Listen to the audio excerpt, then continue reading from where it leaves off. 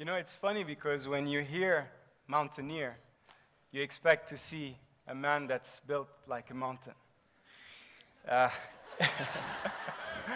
Instead, here I am, a very ordinary, random dude, coming to talk to you about extraordinary challenges. No, but seriously, we all have extraordinary dreams. So what happened to them? Well, we meet the grown-ups, and the grown-ups tell us that these dreams, they're fantasies, and they belong to La La Land. And they start asking us logical, rational questions, like, what is it that you want to do in life?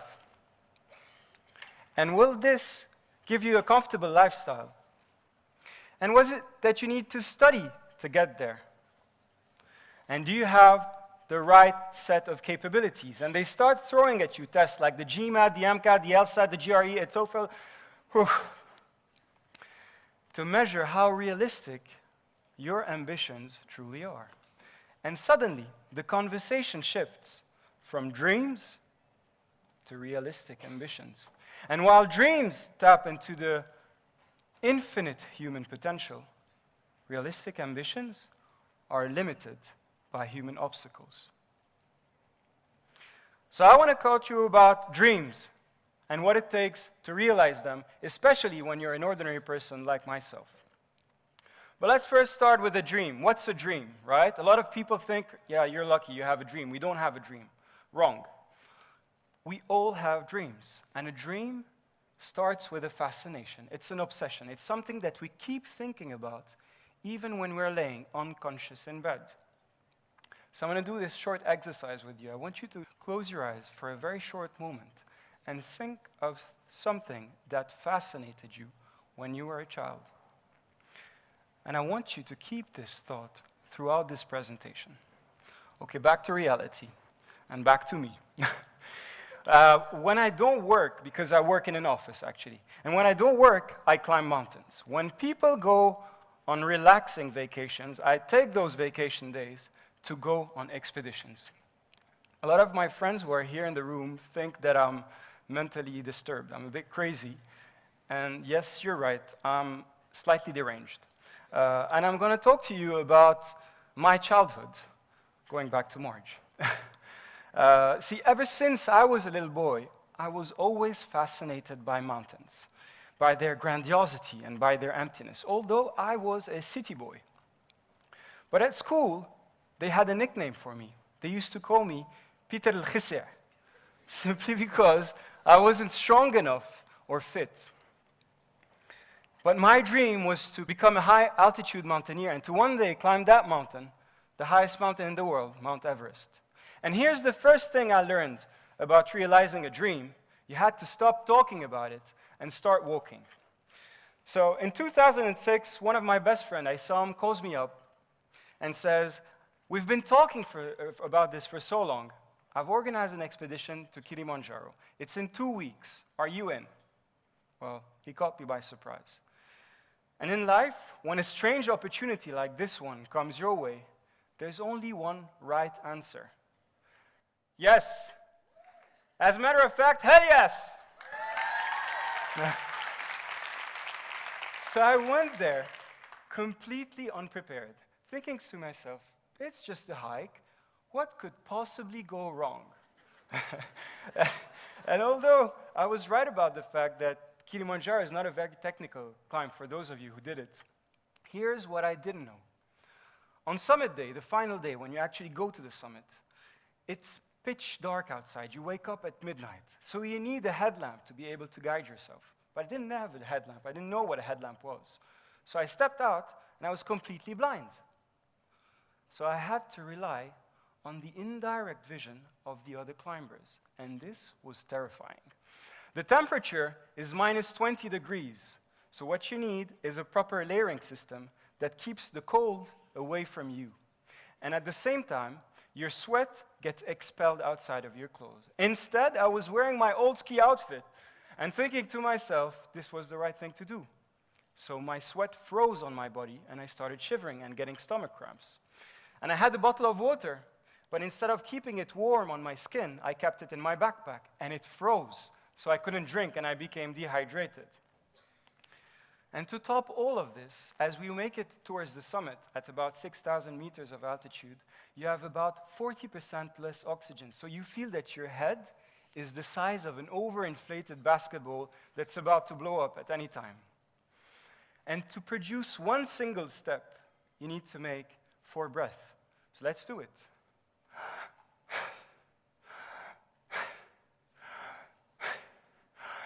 Step. Now imagine doing this for 100 meters. We eventually did it, and we made it to the summit. But as I was crawling back down from that mountain, I remember thinking to myself, this is the hardest day of my life.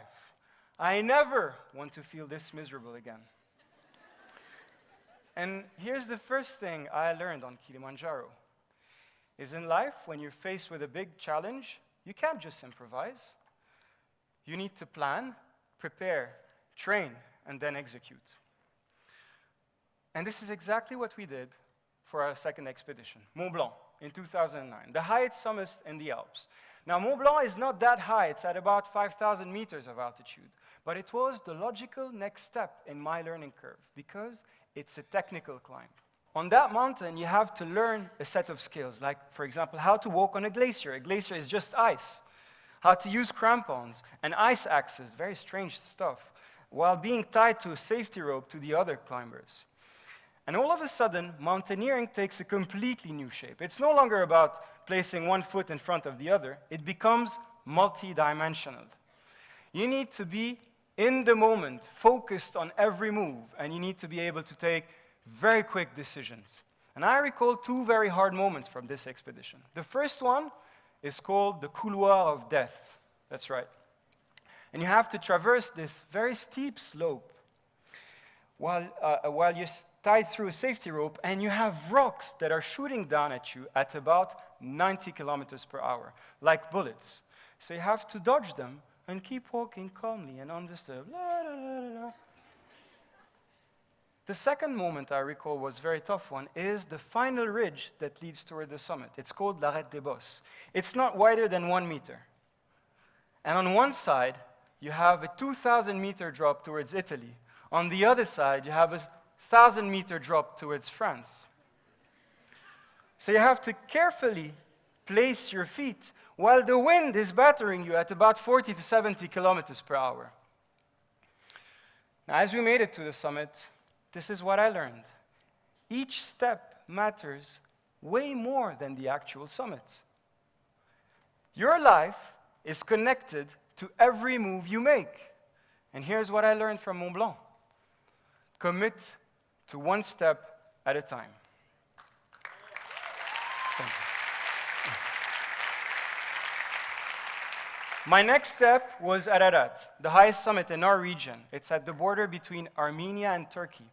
And it's a very symbolic mountain because it's said that Noah's Ark landed on this mountain. Well, I didn't really see it. I looked for it, I couldn't see it.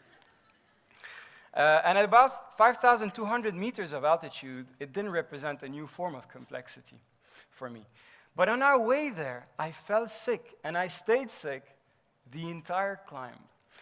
And when you're sick on a mountain, you feel like you are the most unlucky human being alive. Why is this happening to me? I mean, seriously. You become the victim. And I started acting like a spoiled brat. I remember I would arrive to camp, and I think it's only normal for me to sit there and relax while the others are preparing the food, setting up the tents, and taking care of the logistics. And taking care of me. What I hadn't noticed is that one of the girls, my best friend, was going through her biological cycle, her periods. And while I was sitting in my bubble complaining, she was organizing the camp logistics. She was trying to cheer me up and boost my morale on top of all of this. So when I found out, I asked her, "How are you coping so positively with all of this?" And she reminded me of a sentence our guide had told us. On the mountain, there are no men and women. There are only mountaineers.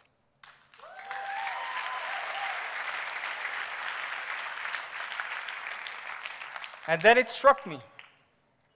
There was no point in making up excuses. The mountain didn't care. And when you fail in life, no matter your excuse, you will have failed. This is what Ararat taught me. Don't make excuses. Harden up.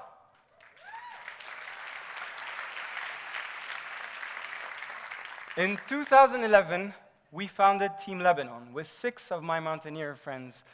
They're here amongst the crowd.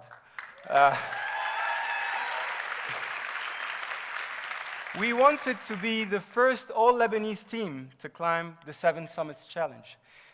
And the 7 Summits Challenge is actually climbing the highest mountain on each of the 7 continents.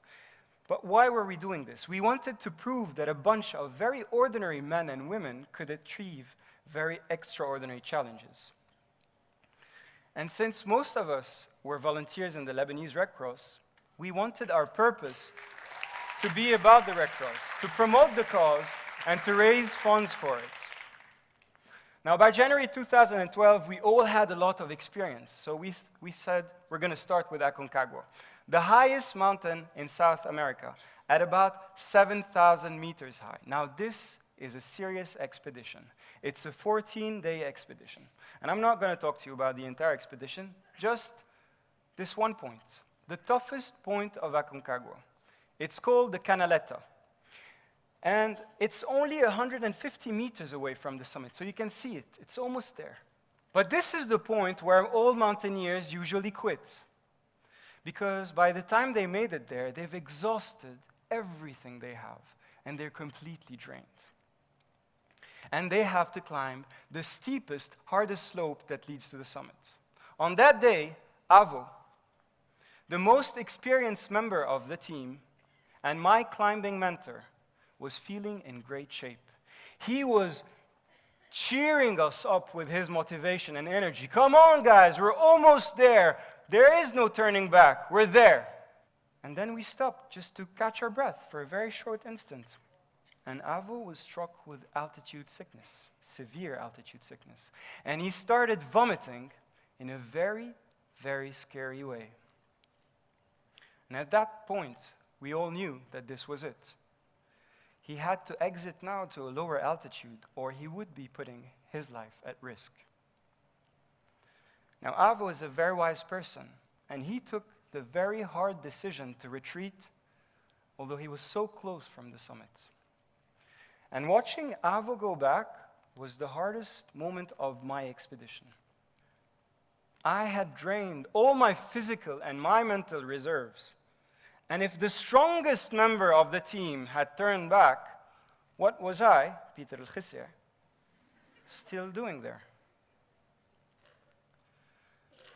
And then I thought of our cause. I remembered the Lebanese Red Cross. I thought of the people that we had inspired at home and who were encouraging us.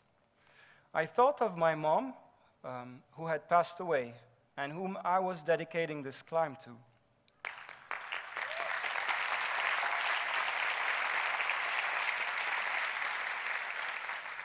And I thought of my loved ones who were waiting for me, anxious to return safe. And a new strength built inside of me, and I felt it pumping in my veins, and it carried me to the summit. And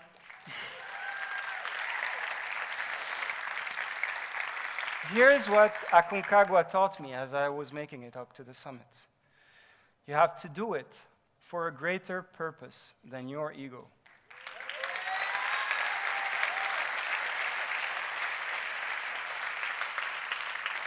Now, ego was going to be my biggest enemy on my next climb, Mount Elbrus. 6 months later, we decided to go to Elbrus. That's the highest summit in Europe. And when we came back, I didn't have a lot of time to prepare because I had a lot of work and, honestly, I couldn't get bothered.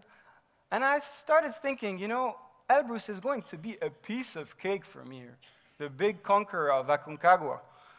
So I started taking the mountain for granted. Do you know what is the #1 cause of death on mountains? Overconfidence. And it goes without saying that throughout this entire expedition, I was the weakest and the slowest member of the team. But all of this was all right, I thought to myself, as I made it to the summit. Woohoo! I made it!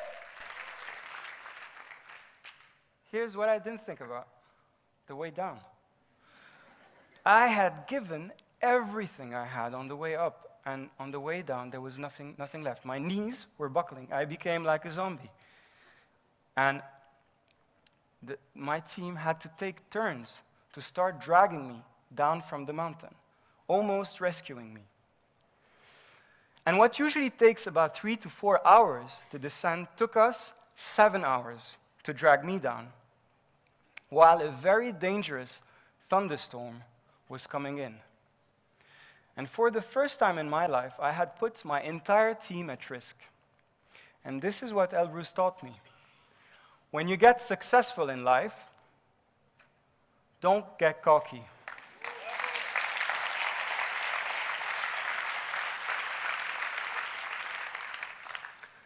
Now, the mountain spoke to me.